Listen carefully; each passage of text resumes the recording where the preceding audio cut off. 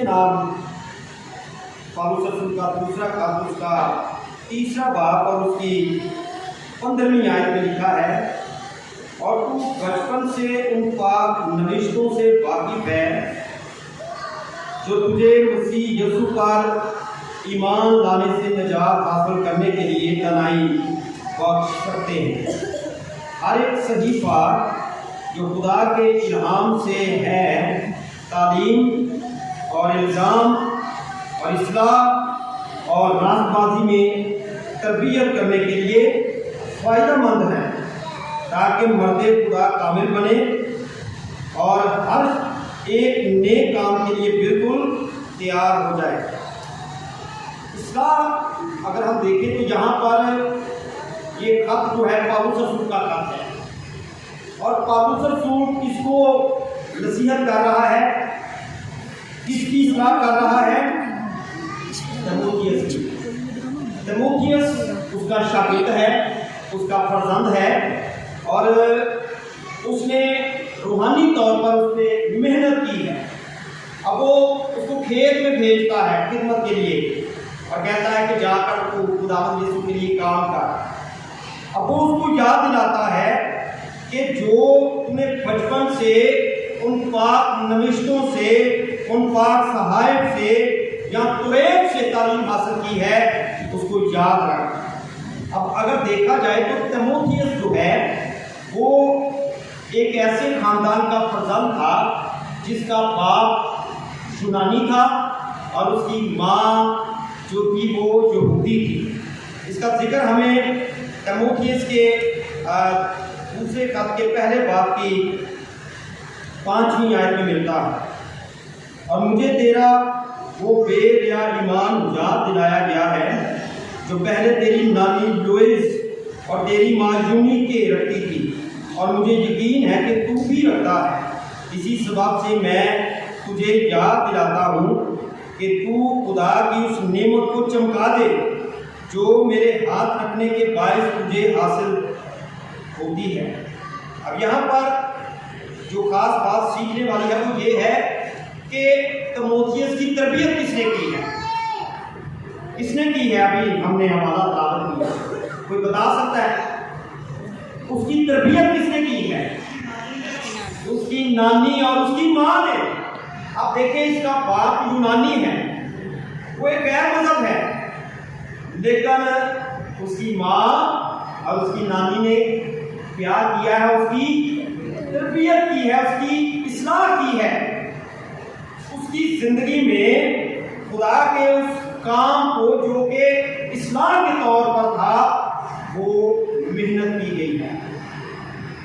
اگر ہم یہودیوں کا کلچر دیکھیں تو یہودیوں میں جو مائیں تھیں خاص طور پر، کیونکہ آج کا جو سیمینار ہے وہ ماں باپ کے حوالے سے ہے، اور جب تک ماں باپ متفق نہ ہو، جب تک ماں باپ دعا نہ کریں، جب تک ماں باپ روزہ نہ رکھیں، جب تک ماں اور باپ اپنے بچوں کو لے کر بیٹھ کر ان کے ساتھ مل کر عبادت نہ کریں، اور جب تک وہ اپنے بچوں کو خدا کے گھر میں لے کر نہ آئیں، بچے کی اصلاح کبھی نہیں ہو سکتی۔ ہم گھروں میں بیٹھے رہتے ہیں۔ ایڈر صاحب نے بڑی خوبصورت بات یہاں پر کی کہ ہماری جو چرچ کی گیدرنگ ہے وہ بھی کم ہوتی جا رہی ہے، سنڈے اسکول کی گیدرنگ بھی کم ہوتی جا رہی ہے، اور یہ سیمینار کرنے کا مقصد بھی یہی تھا کہ ہم خدا کے کلام کے مطابق سیکھیں کہ ہم جو ماں باپ ہیں ہماری ذمہ داریاں کیا ہیں، اور اس بات کو بھی یاد رکھیں کہ ماں باپ جو ہے وہ مالک نہیں ہے، مالک کون ہے؟ خدا ہے، ہم مختار ہیں۔ ہمیں یہ مختاری سونپی گئی ہے، اگر ہم اس مختاری میں ہم کمزور ہیں یا اپنے بچوں کی تربیت نہیں کر رہے تو پھر ہم خدا کی نظر میں نالائق ہیں، ہم خدا کے اس فضل کو حقیر جان رہے ہیں۔ اب آپ نے اوپر جو آیت ہے آپ کو سے کوئی پڑھ کے سنائے گا، اوپر جو آیت لکھی ہے، دور ہے جس کی نظر ٹھیک ہے وہ پڑھ کر سنائے، کوئی پڑھ کر سنا دے۔ لڑکے کی اس راہ میں تربیت کر جس پر اسے جانا ہے، وہ بوڑھا ہو کر بھی اس سے نہیں مڑے گا. اس سے نہیں مڑے گا. اب تیموتھیوس کی تربیت اس کی ماں اس کی نانی نے کی ہے. اب دیکھیں وہ عمر کے اس حصے میں ہے کہ جب وہ نوجوان ہے اور اس کے سامنے بہت ساری خواہشات ہیں, اس کے سامنے ایک دنیا ہے, ایک معاشرہ ہے, اس میں بہت ساری خواہشات ہیں, لیکن پالوسس مجھ سے کہتا ہے کہ تو اس تعلیم کو یاد رکھ بچپن میں جو اس نے اپنی ماں سے اپنی نانی سے سیکھی ہیں, اور وہ ان کو بھولا نہیں. اس نے مسیح کو قبول کر کے اب وہ مسیح خداوند میں اس کا گواہ ہے, وہ مسیح مسلوب کا گواہ ہے, اور وہ اچھی خدمت کر رہا. اگر ہم یہودیوں کا تعلیمی جو ان کا سرکل تھا یا سسٹم تھا اس پر غور کریں, لیکن اس سے پہلے میں آپ کو یہ بتانا چاہتا ہوں کہ استثنا کی کتاب کے 6 باب کی 4 آیت میں خدا فرماتا ہے, سن اے اسرائیل, خداوند تیرا خدا ایک ہی خدا ہے, تو اپنے سارے دل, اپنی ساری جان اور اپنی ساری طاقت رکھ سے خداوند اپنے خدا سے پیار کر, اور جن باتوں کا میں تجھے حکم دیتا ہوں تیرے دل کا نقشے ہیں, اور تو چلتے پھرتے اٹھتے بیٹھتے ان کا ذکر کیا کرنا. کیوں خدا کہتا ہے؟ کیونکہ یہ ماں باپ کی ذمہ داری ہے کہ وہ بچوں کو دیکھیں کہ وہ اٹھتے ہیں کیا کرتے ہیں, چلتے ہیں کن راہوں پر چل رہے ہیں, بیٹھے ہیں کون سی سوسائٹی میں بیٹھے ہیں. اور ماں باپ کی یہ ذمہ داری ہے کہ وہ اپنے بچوں پر اپنی نگاہیں رکھیں, وہ دیکھیں ان کی سوسائٹی کون سی ہے, ان کے دوست کون سے ہیں, وہ کن میں اٹھتے بیٹھتا ہے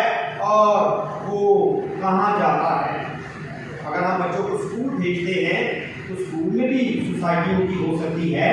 اگر ہم ادارے میں بھیجتے ہیں یا جو ہماری فیملیز باہر ہیں وہ اپنے دوستوں کے گھروں میں جاتے ہیں تو ان پر بھی ہماری نظر ہونی چاہیے. اور یہودی اس بارے میں بڑے وہ کٹر تھے. خدا نے ان کو کہا تھا کہ یہ کلام تمہارے دل کا نقش ہو جائے. جب ہمارے دل کی تکیوں پر یہ کندہ ہے تو پھر ہم اپنے بچوں کو بھی سکھائیں. مائیں کیا کرتی تھی؟ کیونکہ بنیادی تعلیم جو تھی وہ جب بچہ پیدا ہوگا تو مائیں کیا کرتی تھی کہ جب انہیں دودھ پلاتی تو وہ اس کلمے کو دہراتی, سن اے اسرائیل, خداوند تیرا خدا ایک ہی خدا ہے, وہ اپنے سارے دل, اپنی ساری جان, اپنی ساری طاقت رکھ سے خداوند اپنے خدا سے پیار کر. اور بچہ ماں کی گود سے ہی ان آیات کو زبانی یاد کر لیتا. اور یہودیوں کا جو تعلیمی جو معیار تھا وہ 3 درجات پر تھا. سب سے پہلا جو درجہ تھا اسے ہم کہتے ہیں کہ وہ درجہ بڑا اہم تھا, جس میں وہ 5 سے 10 سال کی عمر میں وہ مختلف عبادت خانوں میں جاتا اور ان کے قریب جو عبادت خانے ہوتے وہاں پر جاتے اور بچے وہاں پر تعلیم حاصل کرتے, اور جو ربی ہوتے تھے ان کو زبانی شریعت کی کتاب زبانی یاد کرواتے. اور ہم دیکھتے ہیں کہ ان عبادت خانوں کو معبد بھی کہا جاتا تھا کہ وہ جس طرح ہمارا یہ چرچ قریب ہے, کلیسیا کے بچے یہاں پر آتے ہیں, ایسے وہ اپنے بچوں کو 5 سال سے 10 سال کی عمر میں وہ ہیکل میں یا مختلف عبادات میں وہ بھیجتے تھے. پہلا جو ان کا تعلیمی جو سسٹم تھا اس کا نام بیت سفر تھا. اس سے مراد ہے کہ ایلیمنٹری تعلیم جو تھی, پرائمری حصہ جو تھا وہ 5 سے 10 سال کی عمر میں شروع ہوتا, اور بچے اس ایلیمنٹری سیشن میں یا پرائمری حصے میں وہ شریعت کو زبانی یاد کر لیتے.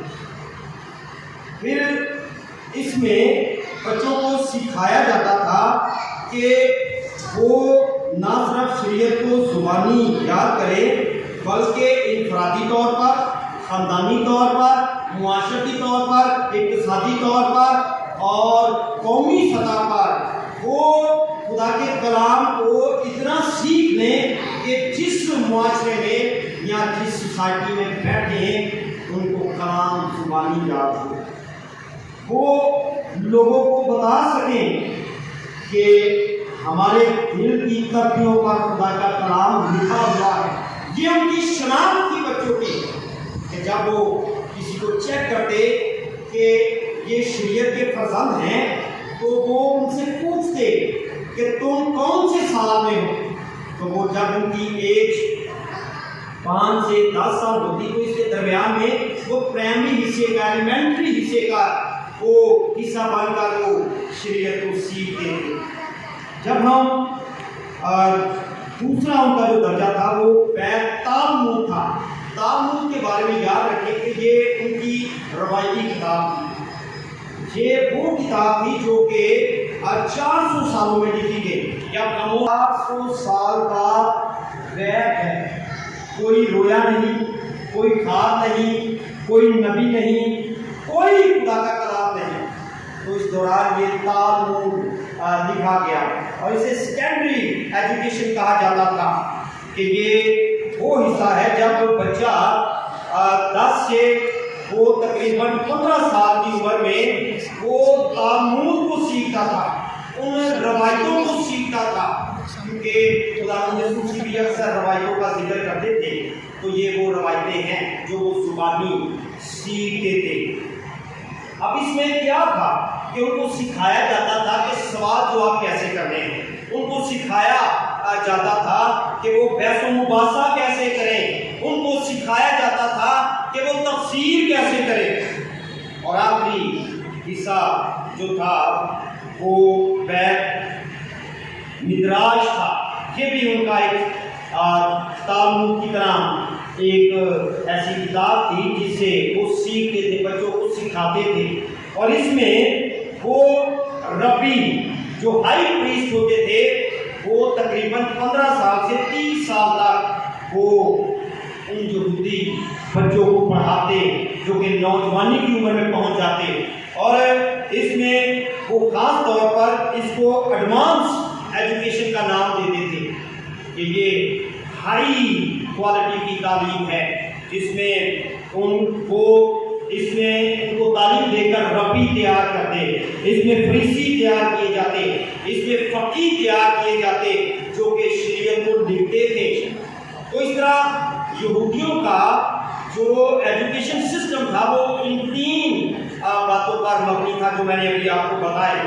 لیکن ہم دیکھیں کہ یہودی تو آج بھی اپنے بچوں کو اسی طرح سکھا رہے ہیں, لیکن ہم جو مسیحی ہیں ہماری زندگیاں کیسی ہیں, ہم کس طرح بچوں کی اصلاح کر رہے ہیں, ہم ان کو کس طرح سکھا رہے ہیں. ماں باپ کا یہ خدا کی طرف سے حکم ہے کہ ہم ان کی تربیت خدا کے کلام کے مطابق کریں جہاں سے وہ پورا ہو کر بھی نہ اڑے گا.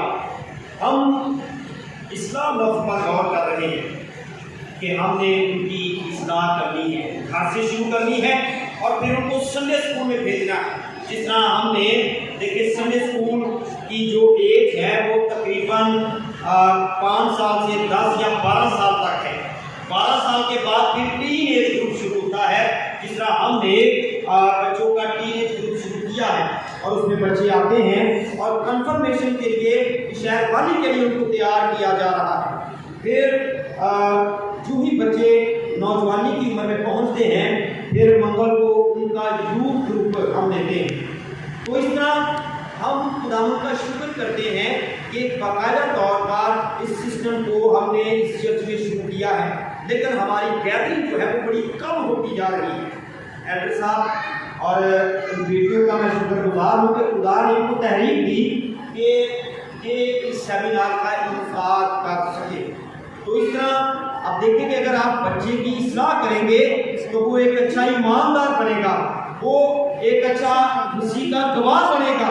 اور آپ کی یہ ذمہ داری ہے کہ آپ اپنے بچوں کی تربیت خدا کی راہ پر کریں, ان پر نظر رکھیں, ان کے لیے دعا کریں, ان کے لیے روزہ رکھیں تاکہ وہ بچے خدا کی بادشاہی کے لیے تیار ہو سکیں. دوسرا جو لفظ ہے وہ اصلاح ہے. انگریزی میں اس کے لیے جو لفظ ہے وہ ایڈوائس, نصیحت کرنا. اور नसीहत करना, राय देना, तजवीज़ देना, नेकी, अच्छाई, भलाई और बेहतरी के लिए। अब एक हवाला आपके सामने तिलावत करना चाहता हूँ जो बड़ा गौर तलब है। गलतियों के नाम का पालूस रसूल का गलतियों की कलीसिया के नाम खत में हम देखते हैं कि उसके पहले बाब की नया नामा में से पालूस रसूल का खत गलतिया की कलीसिया के नाम, उसका पहला बाब और उसकी 15वीं आयत से हम तिलावत करेंगे। लेकिन जिस खुदा ने मुझे मेरी माँ के पेट ही से महसूस कर लिया और अपने फजल से बुला लिया, जब उसकी यह मर्जी हुई कि अपने बेटे को मुझ में जाहिर करे ताकि मैं गैर कौमों में उसकी खुशखबरी दूँ, तो ना मैंने गोश्त और ना खून से सलाह दी। अब यहाँ पर जो बात बड़ी गौर तलब है, अब हम इस लफ्ज़ पर गौर कर रहे हैं, सलाह नहीं बल्कि सलाह पर कर रहे हैं। ये दोनों लफ्ज़ बड़े अहम हैं, ये दोनों लफ्ज़ सीखने वाले हैं। अब यहाँ पर जो सलाह लफ्ज़ है, पालूस रसूल कहता है कि मैंने ना खून से और ना गोश्त से मैंने सलाह की है, क्योंकि हमारा ये बदन जो है, हमारे अंदर जो खून है, ये हमें गुनाह की तरगीब देता है। लेकिन वो कहता है कि मैंने ना खून से ना गोश्त से मैंने सलाह ली है, बल्कि किससे ली है? खुदा के रूह से, खुदा के रूह से, क्योंकि वो मेरी सलाह करता है। अगर हम पालूस रसूल की ज़िंदगी को देखें तो पालूस रसूल एक कट्टर यहूदी था। क्यों? क्योंकि उसकी तरबियत भी शरीयत के मुताबिक की गई थी और उसके माँ बाप ने उसका नाम भी सौल इसलिए रखा कि तारीख में 100 बादशाह हो गुजरा था। अब वो ये समझ रहा था कि मैं मसीहों को ख़त्म कर रहा हूँ तो मैं नेकी कर रहा हूँ, लेकिन जब वो बदल गया, तब्दील हो गया, तो उसके बाद वो कहता है मैं जिंदा ना रहा बल्कि मसीह मुझ में जिंदा है। तो वो कहता है कि अब ना तो मैं खून की सुनता हूँ ना गोश्त की, यानी कि वो जिस्मानी बातों पर गौर नहीं करता बल्कि खुदा की सुनता है। और खुदावंद यीशु की आवाज़ को उसने सुना और क्या किया? अपने आप को तब्दील किया। अब हम जब देखते हैं कि पहला ज़बूर और पहले ज़बूर में भी ये लफ्ज़ जो है ये इस्तेमाल किया गया। पहला ज़बूर किसको याद है? याद है किसी को? चलो मैं अपनी खिदमत में तिलावत करता हूँ। लिखा है, मुबारक है वो आदमी जो शरीरों की सलाह पर नहीं चलता और खताकारों की राह में खड़ा नहीं होता और ठट्ठा बाजों की मजलिस में नहीं बैठता, बल्कि खुदावंद की शरीयत में उसकी खुशनुदी है। अब यहाँ पर खुदा का कलाम क्या कहता है कि उसकी खुशनुदी किसमें है? खुदा के कलाम पर। पालूस रसूल भी यही बात कर रहा है कि मैं ना खून की ना गोश्त की सुनता हूँ बल्कि खुदा की सुनता हूँ। और उसने यीशु की आवाज़ को सुना और यीशु मसीह ने उसे क्या सलाह दी कि तू जा और हननिया के पास जा, वो दुआ करेगा तो फिर रूह कुद्दस तुझ पर नाज़िल होगा। हम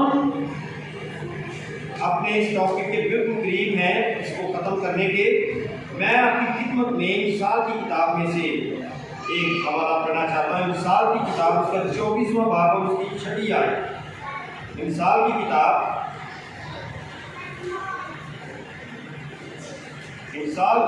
उसका 24वां बाब और उसकी 6ठी आयत में लिखा है, जनाब आदमी जोरावर है बल्कि साहिब इल्म का जोर बढ़ता रहता है, क्योंकि तू नेक सलाह देकर जंग कर सकता है और सलाहकारों की कसरत में सलामती है। अब यहाँ पर देखिए दो बातें हैं। पहली बात वो कहता है क्योंकि तू नेक सलाह देकर जंग कर सकता है और सलाहकारों की कसरत में सलामती है। हमारी जंग किसके साथ है? अबलीस के साथ है। हम सलाह कहाँ से ले सकते हैं? खुदा के कलाम से। हम सलाह कहाँ से लेते हैं? अपने माँ बाप से। हम जो माँ बाप हैं हम किनको सलाह दे सकते हैं? अपने बच्चों को। इससे खुदा के कलाम से उनकी सलाह कर सकते हैं। तो हमारी जंग जो है वो अबलीस से है। हमने उस पर फतह पानी है। और कैसे पानी है? पहले अपनी सलाह करनी है। हम खुदा के करीब हैं कि नहीं। फिर अपने बच्चों की करें और कलाम के मुताबिक उनकी सलाह करें। और इस आयत के हिस्सा में क्या लिखा है, सलाहकारों की कसरत में सलामती है। जहाँ पर यानी कि सलाहकारों की कसरत है, जहाँ पर ईमानदार है, मुक़द्दसीन है, वहाँ पर सलामती है। तो हम अपने बच्चों पर सलामती भेजें। कैसे? कलाम की सलाह से, उसके हुक्म से, उसके फरमान से, ताकि हमारे बच्चे महफूज रहें और हम उनकी तरबियत ऐसी करें जैसे खुदा के कलाम के मुताबिक हो। हम घर से शुरू करें, तो फिर संडे स्कूल में भेजें, फिर टीनेज ग्रुप में और फिर यूथ में, और एक बार को चर्च लेकर आए ताकि हम इज्तिमाई तौर पर खुदा के कलाम को सीख सकें। तो खुदा हम करेंगे, हम आज हमने जो सीखा ये कलाम हमारे दिल की तरफ पर बना रहे। आमीन।